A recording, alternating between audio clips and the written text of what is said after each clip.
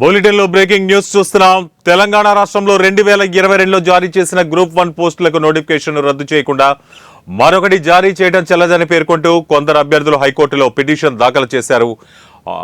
G Damodar రెడ్డితో పాటు వికారాబాద్, యాదాద్రి, హనుమకొండ, వరంగల్ జిల్లాలకు చెందిన మరో 5గురు ఈ పిటిషన్లను దాఖలు చేశారు. జస్టిస్ పుల్లా కార్తిక్ దీనిపై విచారణ చేపట్టారు. పిటిషనర్ తరపున సీనియర్ న్యాయవాది జె సుధీర్ వాదనలు వినిపించారు.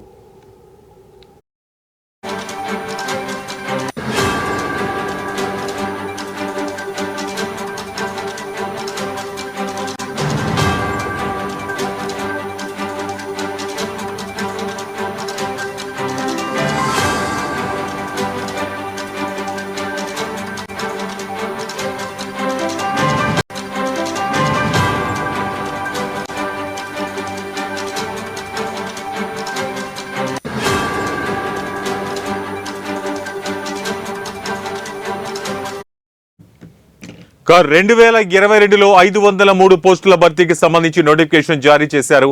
వివిధ కారణాలతో పరీక్ష రద్దయినట్లు తెలిపారు. నాడు పరీక్షల్లో పాల్గొన్న అభ్యర్థులకే ఈ నోటిఫికేషన్ పరిమితం చేయాల్సి ఉందన్నారు. 503 ఖాళీలకు అదనంగా మరో 60 పోస్టులను కలిపి తాజాగా మరొకటి జారీ చేయడం చెల్లదని పేర్కొన్నారు.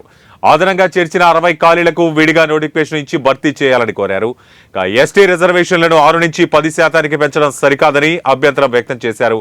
ఇక ప్రభుత్వం తరపు న్యాయవాది రాహుల్ రెడ్డి వాదనలు వినిపిస్తూ పరీక్షను రద్దు చేసి తాజాగా నోటిఫికేషన్ జారీ చేసే అధికారం టీజీపీఎస్సీకి ఉందని పేర్కొన్నారు. అదనపు ఖాళీలను చేర్చడం వల్ల అభ్యర్థులకు మరింత ప్రయోజనం ఉంటుందని పేర్కొన్నారు.